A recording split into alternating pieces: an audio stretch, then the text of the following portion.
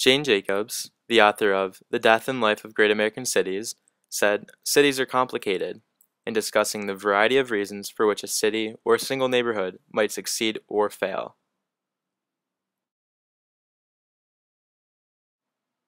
Since I've read that Jacobs loved all that Rittenhouse Park has to offer, I set out to learn how Walnut Street and Rittenhouse Park got it right.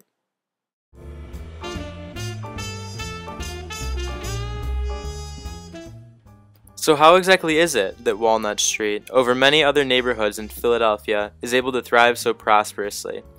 With my urban planning glasses on, I saw exactly what Jane Jacobs would have seen in any successful district. I saw diversity. Unlike walking under Philadelphia's Convention Center or past the beginning of South Street, both of which are boring to look at and homogeneous in nature, all of the diverse people and businesses located on Walnut Street seem to keep the great blight of dullness out of their quarters. How exactly is the great blight of dullness kept out, you may wonder, and how exactly did Walnut Street get it right? Walnut Street offers a variety of restaurants and stores that cater to both wealthy and everyday individuals. This, along with the fact that people appear at different times in different areas and for different reasons, creates more diversity than is needed to suit any hopeful city neighborhood.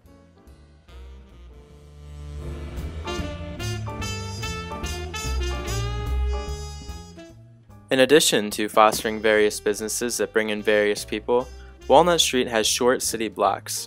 This draws in more visitors and diversity from surrounding streets and makes the area even more dense.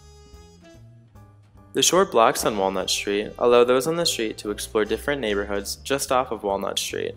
By exploring outlying neighborhoods, businesses located just off of Walnut Street are able to thrive. The great amount of public safety that appears on Walnut Street, kept in check by everyday walkers who sort of police the streets, is also extended to surrounding streets because of the shortness of the blocks. Of safety, Jane Jacobs says that there should be all kinds of different enterprises all over, so people have different reasons for crossing paths.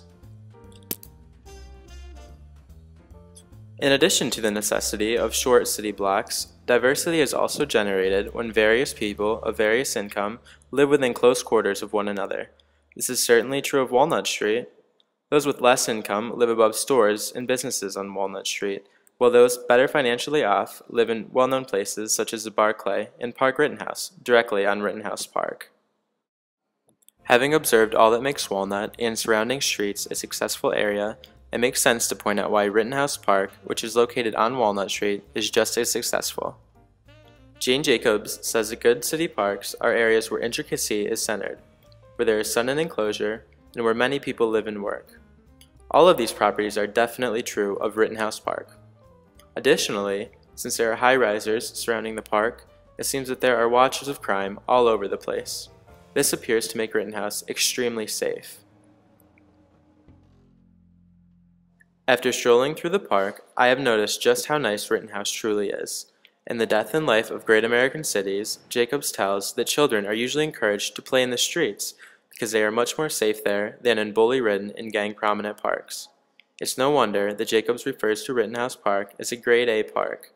Children are frequently seen without fear exploring the park's grounds, and their parents can usually be found mingling with other adults. Were there an area in the Gesellschaft of Philadelphia that could be considered a small and intimate Gemeinschaft, it would be the Rittenhouse Park area.